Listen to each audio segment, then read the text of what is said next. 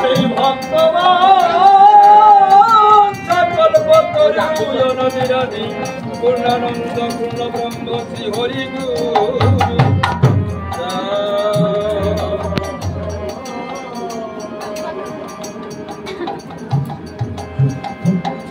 যে নাম উচ্চারণ করলে সমন হয়ে যায়, সমন আসে না। সে নাম হচ্ছে জীবের পরিণাম, সেই নাম হচ্ছে হরিনাম। আর জীবের পরিণাম হরিনাম, এই পরিণামের হরিনাম করার জন্যই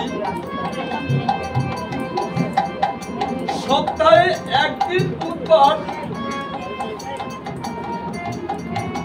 যার যার গৃহকর্মকে পিছনে রেখে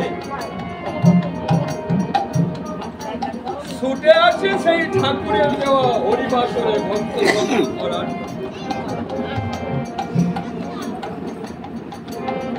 আমি নিজে প্রমাণিত। আপনি গৃহে বসে হরিনামের সংকীর্তনে বসবেন, ডাক দিয়ে ছেলে করে বাবা 10টি টাকা দাও, অনায়াসে পকেট থেকে দিবেন, চলে যাও বাবা আমি নাম করছি। ফিরে নাম জপ করতে না করতে স্ত্রী বলবে অত সাধুগিরি ভালো না, করুন খাবার নাই, কোনো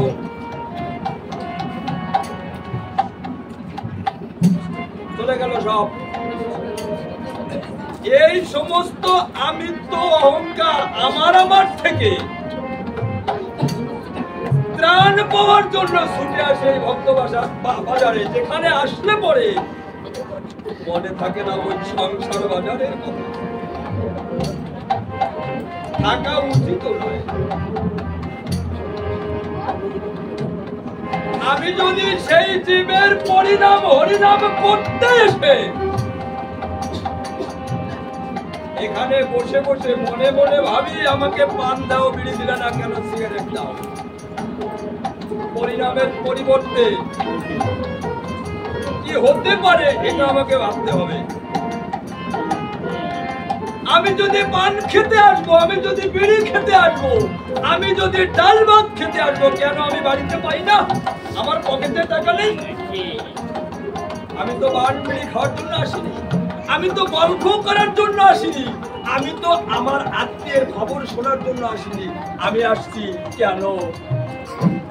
এমনি ভাবে যেদিন মাতৃত্ব করেছিলাম,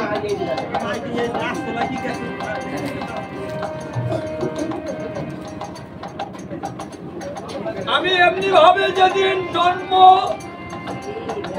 মাতৃ গর্ভে যেমনি ভাবে ছিলাম, যে রূপে এই জগতে আসছি আলোকময় জগতে, আবার আমাকে এই আলোকময় জগৎ থেকে যে রূপে আসছি ঠিক সেই রূপে অন্ধকারময় জগতে যেতে হবে। তাই অন্ধকার থেকে আলোকময় জগতে এসে সবাইকে পেয়েছি, আবার এই আলোকময় জগতে থেকে অন্ধকারময় জগতে যাওয়ার পরে যেন আপনি আলোর সন্ধান পাই, তার জন্য এই হরিবাসরে ছুটে আসি। ভক্ত সঙ্গ করতে করতে আমার এই তৃতাবদগ্ধ দেহটা কখন কোন ভক্তের সংস্পর্শে একটু শীতল হবে, তার জন্য ওই অন্ধকার জগতে যাওয়ার পরে আলোর সন্ধান পেতে পারে। আমি সর্বপ্রথমে যে ভক্তের ডাকে আজকে ভক্ত সঙ্গ করার সুযোগ পেয়েছি,